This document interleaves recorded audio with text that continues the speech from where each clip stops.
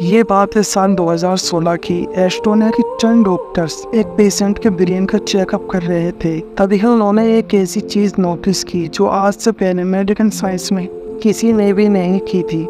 اس patient کو ایک دماغی بیماری تھی جس کی وجہ سے ڈاکٹرز ان کے برین کی ایکٹیویٹی کو EEG کے ذریعے ریکارڈ کر رہے تھے۔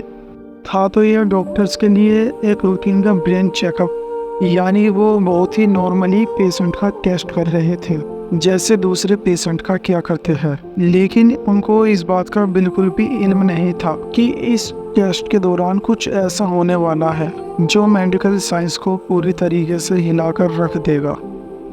کو اچانک ہارٹ اٹیک ہوا اور ان کی موت ہو گئی۔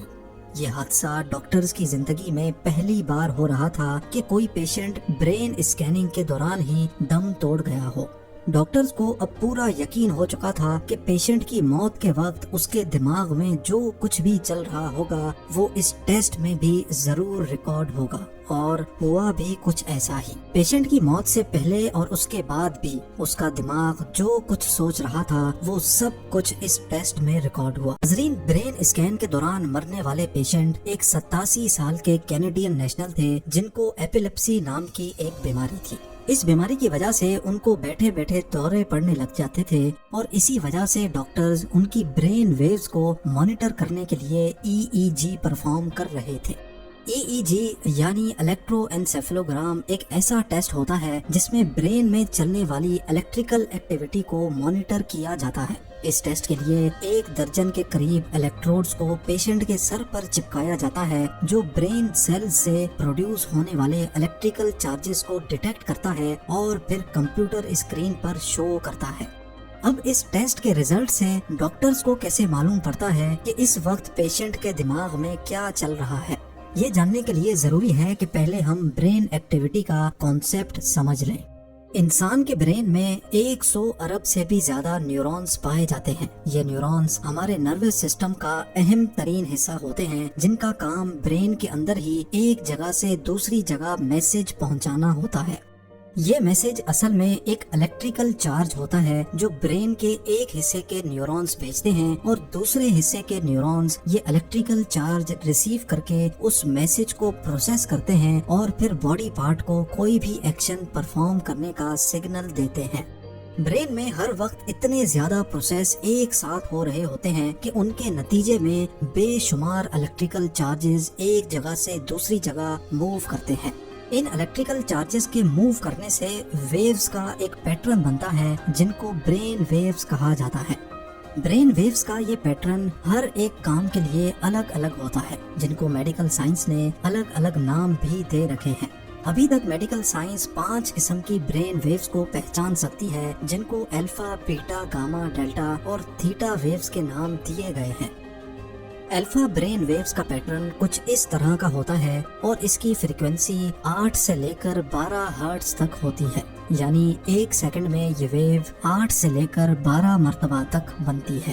ہمارا برین الفا ویوز تب پروڈیوس کرتا ہے جب ہمارا دماغ بالکل ریلیکسڈ ہوتا ہے، ٹھیک اس وقت جب ہم صبح نیند سے اٹھتے ہیں اور اپنے بیڈ پر ہی لیٹے لیٹے ریلیکس کر رہے ہوتے ہیں، یا پھر الفا ویوز تب بھی پروڈیوس ہوتی ہیں جب ہم یوگا پریکٹس کرتے ہیں۔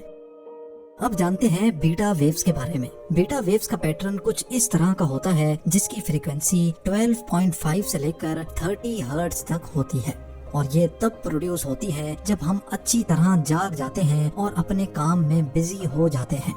اس کے علاوہ بیٹا ویوز تب بھی پروڈیوس ہوتی ہے جب ہم کچھ سوچ رہے ہوتے ہیں یا پھر کسی چیز پر کنسنٹریٹ کر رہے ہوتے ہیں۔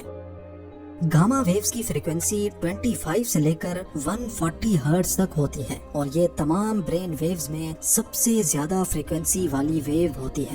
ہمارا برین گاما ویوز تب پروڈیوس کرتا ہے جب ہم بہت زیادہ ایکٹیو ہوتے ہیں اور کسی انتہائی کمپلیکس قسم کے کام کو پرفارم کر رہے ہوتے ہیں۔ جو لوگ بہت زیادہ انٹیلیجنٹ ہوتے ہیں اور کسی بھی مشکل ترین پرابلم کا منٹوں میں سولوشن نکال لیتے ہیں، اس کے پیچھے گاما ویوز ہی ہوتی ہیں۔ ڈیلٹا ویوز کی فریکوینسی تمام برین ویوز میں سب سے کم ہوتی ہے۔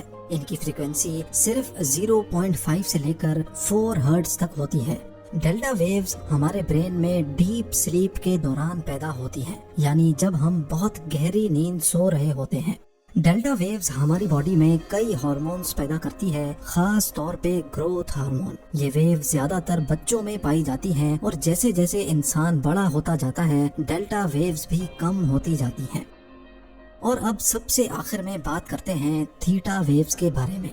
थीटा वेव्स की फ्रीक्वेंसी 4 से लेकर 7 हर्ट्ज तक होती है और ये किसी भी चीज को मेमोराइज करने, न्यू स्किल्स सीखने और डे ड्रीमिंग के दौरान ब्रेन में पैदा होती है।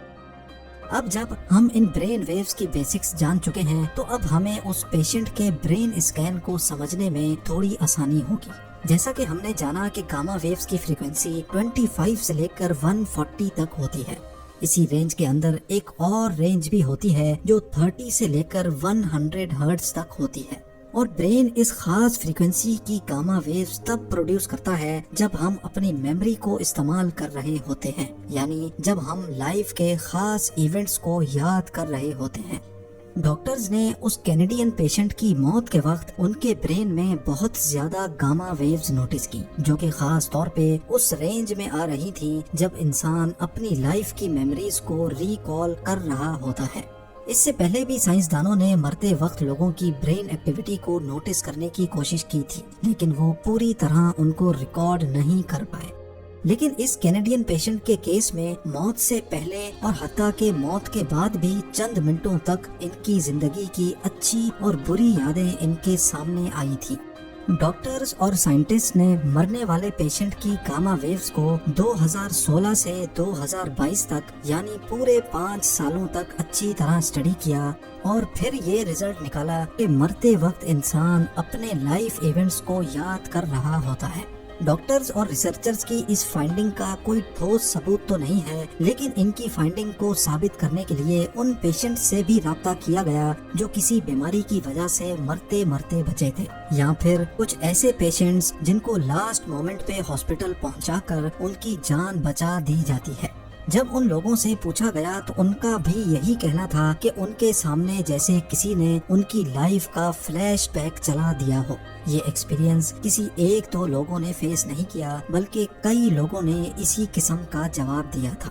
डॉक्टर्स और रिसर्चर्स ने 2016 से लेकर इस ब्रेन स्कैन को पब्लिक इस वजह से नहीं किया था क्योंकि एक तो वो उसको अच्छी तरह स्टडी करना चाहते थे और दूसरा ये कि वो किसी और इंसान का भी मरते वक्त का ब्रेन स्कैन इस कैनेडियन पेशेंट के स्कैन से मैच करना चाहते थे, लेकिन ताहाल वो इस काम में नाकाम ही रहे।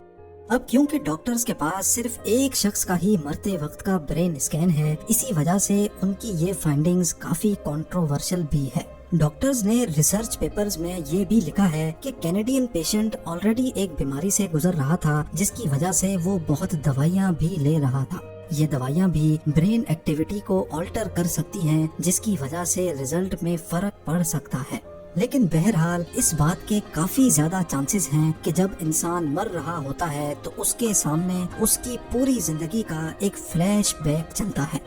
और अगर ये सच है तो जिसने अपनी जिंदगी में अच्छे काम किए होंगे मरते वक्त उसके सामने वैसी ही चीजें रिपीट होंगी, और जाहिर है जिसने बुरे कामों का रास्ता चुना होगा उसके सामने फ्लैशबैक भी वैसा ही आएगा। नाजरीन, डॉक्टर्स की इस प्योर साइंटिफिक रिसर्च के बारे में आपका क्या ख्याल है, मुझे कमेंट सेक्शन में जरूर बताइएगा। उम्मीद है जिम टीवी की ये वीडियो भी आप लोग भरपूर लाइक और शेयर करेंगे। आप लोगों के प्यार भरे कमेंट्स का बेहद शुक्रिया। मिलते हैं अगली शानदार वीडियो में।